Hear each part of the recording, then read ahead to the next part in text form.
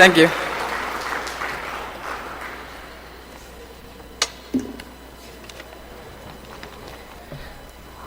Our fifth presentation for the afternoon, Integrating Risk Management into Urban Planning within the Caribbean. This is presented by Mr. David Boyce of Coal Engineering Group. Mr. Boyce is a chartered engineer with at least 30 years experience in engineering practice, specializing in infrastructure development, water and wastewater management, and project management. Mr. Boyce has a BSc in Civil Engineering from the University of the West Indies, a master's degree from the Imperial College of London, and a BA in International Business Administration from the University of Lincolnshire and Humberside, UK. He is a member of the American Society of Civil Engineers and a member of the Project Management Institute, USA. Mr. Boyce is currently a consultant to Coal Engineering International Caribbean Limited. Mr. Cole. Sorry, Boyce.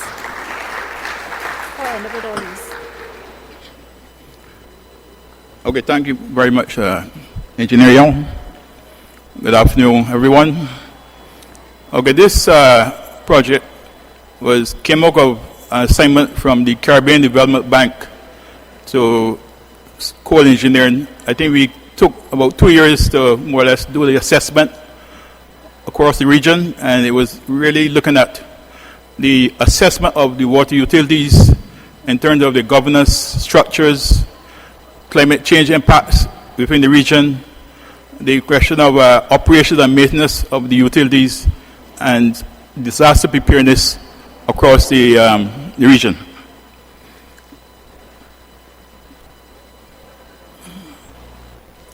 Okay, so integrated risk management in urban planning within the Caribbean. Risk management, as defined, is a process of identifying, analyzing, and the mitigation of risks, which have to be taken into consideration as we more or less look at urban planning and investment across the sector. The project outline, there are about 8 items that we will look at. One is the first question of vulnerability within the region itself, the assessment of water-related hazards, disaster preparedness, looking at institutional systems, planning framework, which is a part of what is happening now in the region, strategies for the risk reduction and uncertainties. We will look a little at the financial strategies in terms of addressing some of the impacts, a framework for integrated planning, and some recommendations that more or less were preferred as we went through the program. So we look at SIDS, which is Small Island Development States. There are about 3 main categories of components of of SIDS. The first one is high vulnerability, a high exposure to disasters, and the third one is the climate variability that impacts significantly in terms of how the region responds to disasters. In terms of the high vulnerability, we are more or less profiling like small islands in terms of the size, remoteness, large coastal zones, as you would understand, disaster mitigation capabilities, which is not very strong. The population are central around the coastal areas, and there are small economies. We will give you an indication of the sort of economies as we go through the presentation. As you can see in the Caribbean, is exposed, directly to any northeast trades and hurricanes, which impact directly on the islands and have a significant impact that you will see as we elaborate. And on the coastal zones, this significantly impacted upon and a lot of the countries, St. Vincent, Bahamas, and so forth, which are low-lying and the coastlines. In terms of the region, the vulnerability, according to statistics, about 17,000 lives were lost over the last 30 years due to climate-related emergencies and disasters within the region. And this has been significant. It covers from Guyana right up to Turks and Caicos, including Haiti Dominican Republic, and so forth. And 60% of the population resides in the coastline, number one, and about 70% of economic development is within about 2 miles of the coastal zones. So in terms of the exposure, it is significant in that we have to understand that in terms of mitigate the disasters, we have to understand the planning concepts and how we more or less factor into disaster preparedness into the planning cycle. And then in terms of the GDP, we have a regular annual disaster loss of about $3 billion on average, which is about 1.3% of GDP. It creates about $34 billion over the last 30 years based on the World Bank statistics. So it's a significant amount of issues that face the Caribbean as we try to develop the region. If you look at this assessment, you'll find that SIDS account for 2/3 of countries with highest relative annual disaster losses. And if you should look at carefully, you find that Grenada is lost close to about 9% in terms of GDP. This is the SIDS configuration, and you find that the Caribbean is these yellow bars. So you find that you have Grenada, this is St. Kitts and Nevis. You have Dominica, it's about almost close to about 2%. Then you have Belize, more than 1%. Then you have Bahamas. So in terms of the SIDS, there's a significant amount of impact in terms of losses within the region. The type of disaster that we have to recognize are more or less extensive. As you can see, we have flooding, windstorms, earthquakes, volcanic eruptions. This was significant in Montserrat over the last, I think, 10 years ago. The whole of the south was devastated.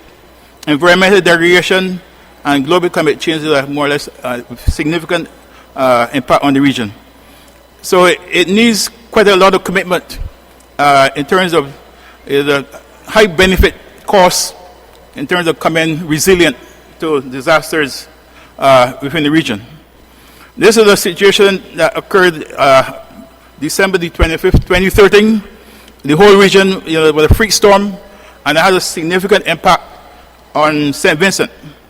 As you can see, in St. Vincent, most of the bridges collapsed, and this is now being addressed by the CDB and the Caribbean Development Bank and the IDB in terms of trying to address and restore the roadwork within St. Vincent. And this happened in December. So it was a very significant impact on the island itself. In terms of the Caribbean, it's spending about $1 billion per year in terms of infrastructure maintenance just to maintain the network. This network includes the entire Caribbean, right through to Santo Domingo, Haiti, and so forth. So the amount of money that has been more or less expanded in terms of reconstruction and upgrading and so forth is very, very significant. Some of the development challenges, as we have more or less glanced through just now, was like small economies. They're very open to international trade and highly exposed to natural disasters. And this region has been more or less classified as one of the most disaster-prone regions in the world. And some of the main challenges, as you can see, is the low growth, very high debt, and vulnerability to disasters, and the financial sectors. There's a lot of weakness in terms of trying to finance projects. This came out of the International Monetary Fund information. This gives you an indication of the selected indicators within the region, and it shows that the gross public debt is extremely high across the region. If you look at, you'll see that in Jamaica, it's about 143% of GDP. In Grenada, about 105%. St. Kitts, 144%. So you can see that in terms of the debt, it is very, very, very alarming. I think Trinidad is at that point in time is just about 36%, which is couldn't be tolerated. But in terms of assessing the related water hazards, there's a German watch group that have done some analysis across the globe. And this climate risk index is an indicator which would give you a level of exposure and vulnerability to extreme events, which countries see as a warning signal to prepare for more frequent or more severe events in the future. When you look at the analysis, I think they did about 190 countries, and on the left-hand side, you have the risk ranking, and you'll find that Haiti is ranked number 3 in terms of its inability to more or less address risk based on any vulnerability and exposure. And in the Caribbean itself, you find that Grenada is about 15, Belize 22, Trinidad is about 158 out of the 190 countries. So in terms of the ranking, it was not as risky as some of the smaller countries. And on the right-hand side, you will look at the loss in GDP in percentage-wise. And Grenada, out of the 190 countries, ranked number 1 in terms of its loss in GDP in terms of percentage, which is very, very significant. And in the Caribbean, you have like Dominica, ranked at number 3, loss in GDP, Belize 6, Antigua and Barbuda number 7, and then Trinidad was 161. So in terms of that risk avertness, I think the smaller islands are significantly impacted upon. Just give you an idea in terms of the a graph showing the situation across the region, with the CRE scoring for Grenada very, very high, and that we give an indication in terms of the situation. When we look at the Caribbean in terms of the risk vulnerability, this is the kind of range we're talking about. Haiti, number 1, in terms of the problems and complexity and the losses. Grenada, Belize, Bahamas, Dominica, and so forth. And Trinidad, more or less, is the better in terms of within the region. This is indication of the sort of impact within the region. You have like St. Lucia, the banana industry was flattened maybe about 12 years ago. There's some flooding, Dominica, landslides, and this is the sort of impact that have a significant effect in terms of regional operations. Environmental factors also have to be taken into consideration. You have the extreme conditions in terms of during the dry season, what happens. Inability to recharge the ground is the issue. Evaporation, the inundation of the hills, bushfires, all these impact and are part of the risk profiling in the region. Major disasters, this is from 1988 to 2008. There are a number of storms that devastated a lot of the countries. If you're going to see in terms of Hurricane Lenny, it devastated Anguilla, Antigua and Barbuda, Grenada, St. Kitts, St. Lucia, St. Vincent and the Grenadines. And then quite recently had Hurricane Thomas that has some significant impact in Dominica and St. Vincent and the Grenadines, which has now been addressed by the CDB and the IDB in their program. So in terms of disaster management, what we're looking at there, at present there's an institution that has been more or less established, the Caribbean Disaster Emergency Management Agency, CDEMA. It's a regional intergovernmental agency for disaster management within the region, and there are about 18 participating states under that program. And the mandate or the team now is to change from response to relief, and they profile in terms of a comprehensive approach to address the question of disaster management. And there are 5 components that they are looking at: mitigation, prevention, being prepared, a response and recovery program. So they have now instituted a comprehensive, instead of waiting until something happens and then get relief. looking at a more preparedness plan, which is being instituted across the region. Within the region, now they have established, most of the institutional frameworks and management systems to address disaster management. And some of the countries is very high profile. So you find that in, say, Bahamas, the Prime Minister is more or less in charge of that project development for disaster, because, as you know, Bahamas is number one, and there are maybe 1,500 islands, and there's not a lot of areas in terms of any breakage. They have a direct impact if you have a storm or hurricane. So the Prime Minister is the person who is given the responsibility to head that disaster management unit. But all of the islands have now instituted systems and management instruments to really address the question of disaster management based on the precarious situation. So in terms of profiling and the preparedness within the region, there are two aspects we have to look at. One is what is acceptable risk and what is unacceptable. You find that in a lot of cases, people build within the waterway and the watershed, which is not acceptable. But if you're low-lying on the coastline, it is acceptable, maybe in Georgetown, as the case may be, even though we have to make sure that the systems are put in place to mitigate the situation. One of the key areas we have to look at is the question of information within the systems. So you can see that in this area here, you have most of the data management systems have to be available in terms of flood mapping information, land use planning, and the question of what are the information from utilities so that you can manage the process.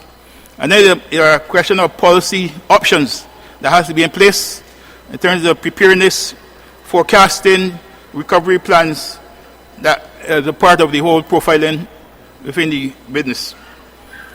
Now, in terms of planning within the region, there are three main components that have been looked at.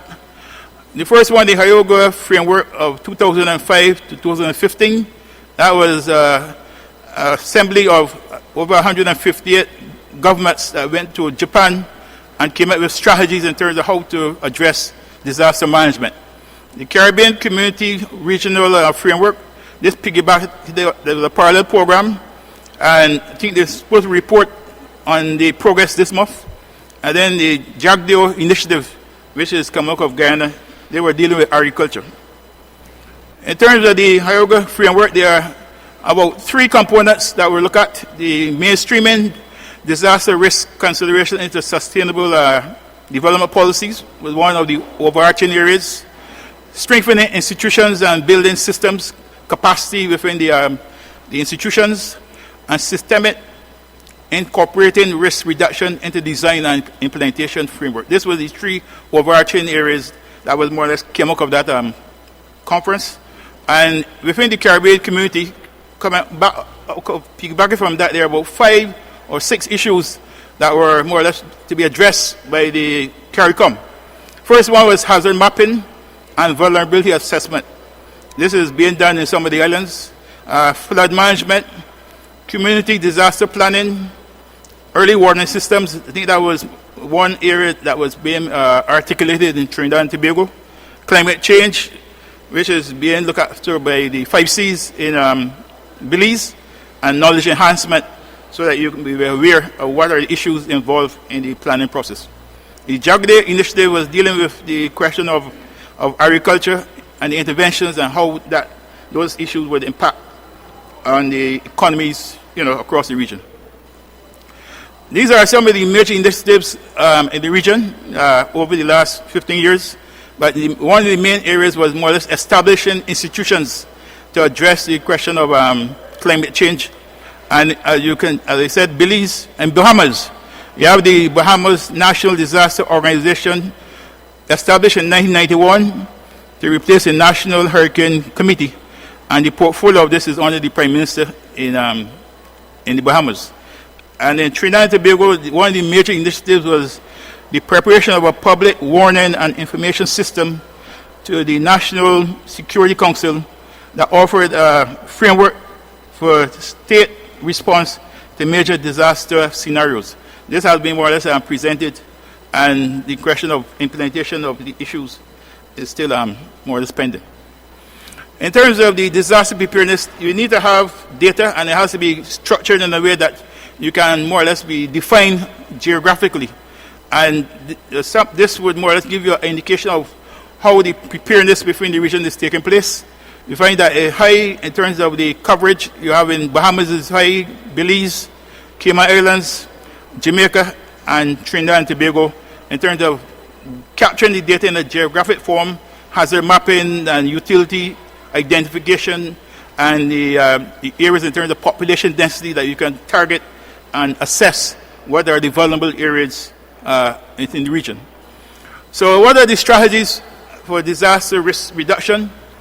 We look at the advocating adaptive risk reduction strategies.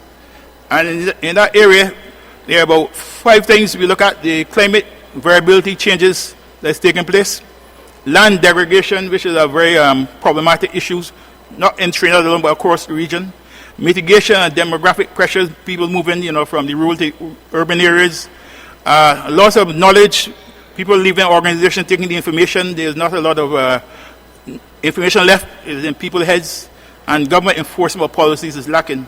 You find that the governments, they have a lot of policies and documents, but in terms of getting it enforced is a major issue across the region.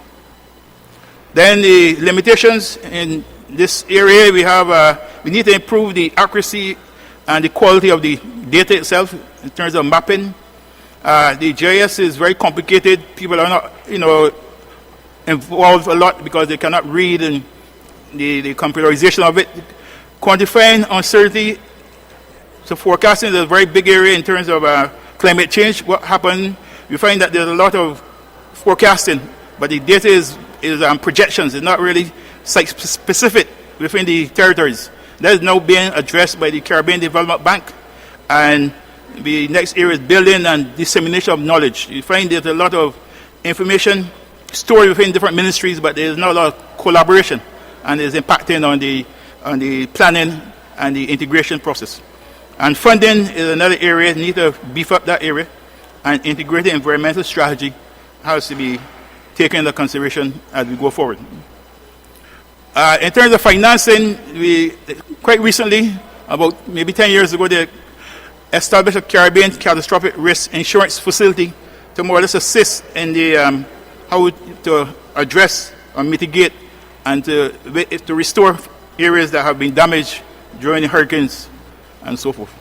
This CCRF is a risk pooling facility within the region. It's owned and operated and registered in the Caribbean for Caribbean governments.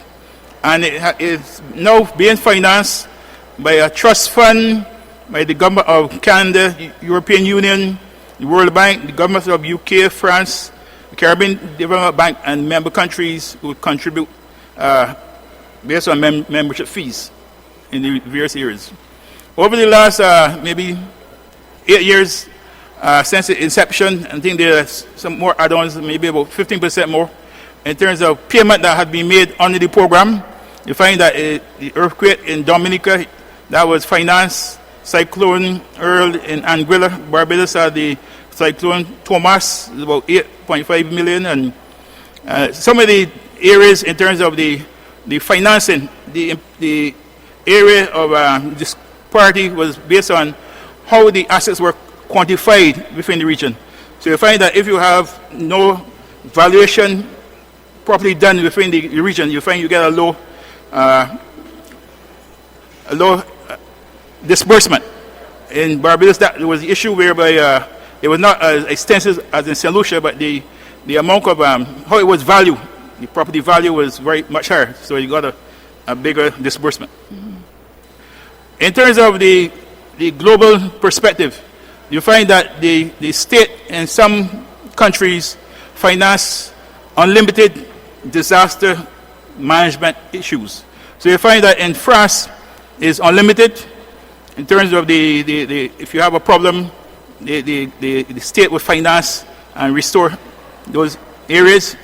Same thing in New Zealand, is the crown entity owned by the state finance all disasters. Then in Romania is the next area, Spain, and in Thailand there's up to the aggregated limit of the system itself. The specific in terms of what has been damaged is finance. 1 minute. Okay, we have 1 minute, but so we have to put a 0. Okay, we try to speak through this thing here, yes? Okay, we have to move away from the underlying risk factors. One is the need for proper planning within the region and, prevention of squatting. The need for a question of discipline. This is a kind of indiscipline where it's overload, people, clogging the drains and so forth, and this kind of thing. You then have the strengthening of the codes is necessary. We find on the coastline we need to beef up the codes. And the question of, people building without approval and next area, the framework for integration. Let's go through this quickly. There are two aspects we have to look at. One is the vulnerability component and the hazard component. In terms of the vulnerability, we have social, economic, physical, and environmental issues to look at, and hazard on the next spectrum. In terms of the vulnerability, we need to do a lot of analysis, risk identification, warning systems, and this will lead to the preparedness program. On the next area, on the next side, you have the social infrastructure in terms of political people, the political commitment to really implement the policies, and the question of application of risk reduction measures in the process. And this will give you the overall framework for the program. Okay, let's thank Mr. Boyce for that presentation. Okay, thank you very much. And we do have, we can allow one question. I have one more slide. You think you can do this one? This was just... That will be his one question. Okay, this slide more just give you the framework in terms of what are the issues that have to be looked at. So in terms of the system itself, we have the government agencies, we have the risk management component that have to be integrated, and there are about 5 main platforms that have to be looked at. Planning, regulatory arrangements, construction, communities, and the necessary to have codes of practice to support the operation of the process. Thank you very much.